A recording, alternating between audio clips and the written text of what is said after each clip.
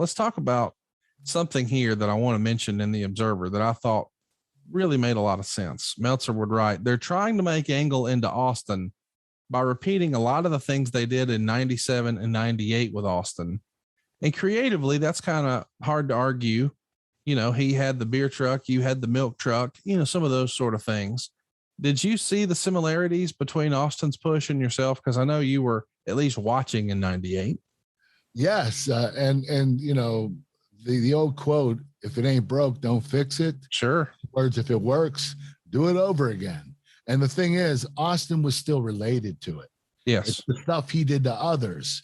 And this was the time where he's getting it back to him. And I think that, you know, the story of coming full circle, like it did with Stone Cold, is actually a pretty cool storyline because he was still part of it. He was just getting it done to him instead of doing it to them.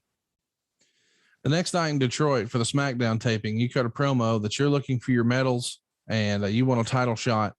But instead of Steve Austin coming out, it's Booker T and Shane McMahon come out. And now it's Booker versus yourself in the main event. Of course, you beat up Booker and Shane, and then Austin appears on the screen and says, you'll have to meet him in the parking lot to get him back. So of course you go searching for Austin. And you can imagine what's going to happen here. He's nowhere to be found, but Tommy Dreamer's there. You kick his ass and keep it moving. Before we go any further, any good Tommy Dreamer stories you can share with us? No, but you know, with Tommy, we would always rib him about losing every match that he ever wrestled in. It was crazy because this is how special he was. The fans never gave up on him. Right. Lost almost every match of his career, at least in WWE. And the fans never gave up. They believed in him. And when you lose that many times, the fans lose faith in you and they just give up on you. And with him, he had the fans in the palm of his hands. It was an incredible relationship. And I never seen anything like that before. Very well done. Of course, you're going to keep moving. And then Austin attempts to run you over just like he had done to him at Survivor Series 99. Take me through this. I mean, here you are, an Olympic gold medalist, and they're saying, okay, Kurt, here's what we got in mind. We're going to have Steve Austin hit you with a fucking car today. Well, I was hoping there was a stunt double, but no, we had to do it on our own. You know, all you had to do is get out of the way.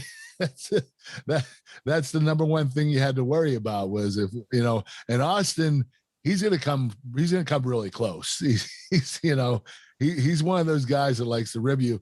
He actually used to do it. Whenever we would leave the arena, when I first started, Austin would see me and he'd start running me down with a car and I'd have to get out of the way. And he would drive right by me. And he'd like give me the finger. It was like, oh my God, like this guy's crazy. He's trying to run me over. Like in real life, it was hilarious. But we ended up doing it again, but on TV. So you avoid it. Of course, thankfully, you're not ran over. Austin drives away. You do get your match with Booker T in the main event. You get the win, but it's not before Austin throws your medals in the river. And it's kind of funny because, again, this is something he did with The Rock before in the Intercontinental title, but now it's with your gold medals. And of course, before anyone asked, no, they weren't his actual gold medals. The next night at Raw, you're in Toronto at the Air Canada Center. Is Toronto your favorite town to wrestle in Canada, or does another stick out? Toronto and Montreal. They have great, passionate fans. A lot of fun to wrestle up there. Canadian fans are some of the most passionate fans in the world, especially in Montreal and Toronto. So something less than awesome happens here. You kidnap Steve Austin in a truck. You're driving him to the river. You're threatening to throw him off a bridge. And there's an issue with USA, even though this is all pre-taped. Here's what the Observer said.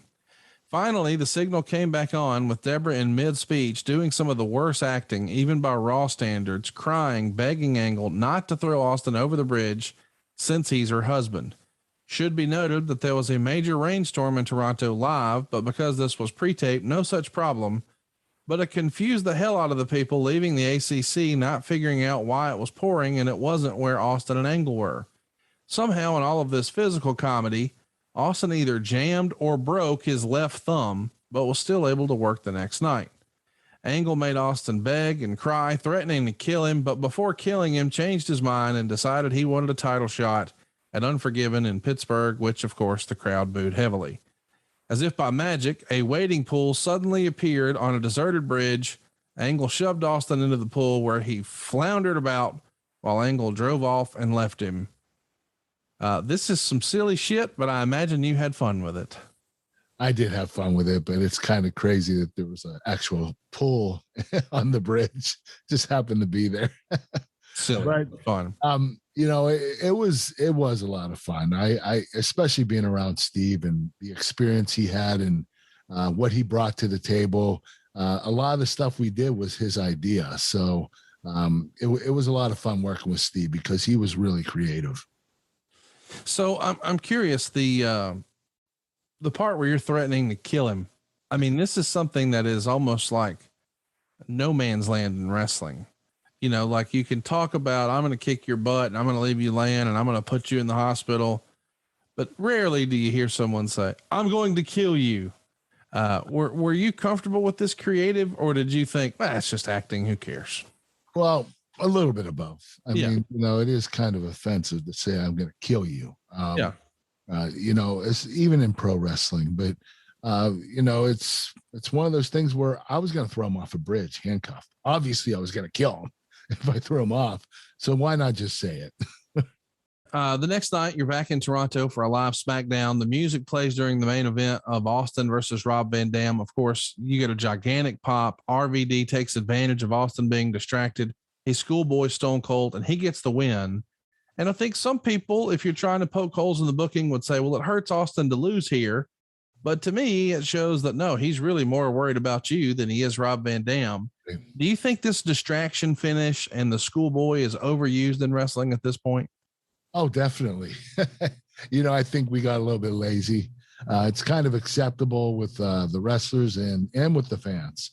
They see that, when they're wrestling and somebody comes out and music plays and someone gets a quick finish, that happens quite a bit. So I think the fans know when that occurs that it's going to happen. Sometimes guys do kick out of it, continue on, but for the most part, that's when the match is over. So Raven is the guy who's chosen to replace Austin in storyline at this point. And as you mentioned, you're going to destroy him backstage to take him out of the main event. Now Austin is tasked with finding another replacement. Before we talk about that replacement, you spent some time with Raven over the years. What do you think of Raven as a performer? Oh, I loved him. I thought his character was intriguing. I love the I don't care attitude, the dark look and everything like that. The crazy thing is he was the opposite. His personality, he was bright, always positive, had a smile on his face during the day, but at night, was that serious Raven, that mystery, character. And it was just the complete opposite of what he was.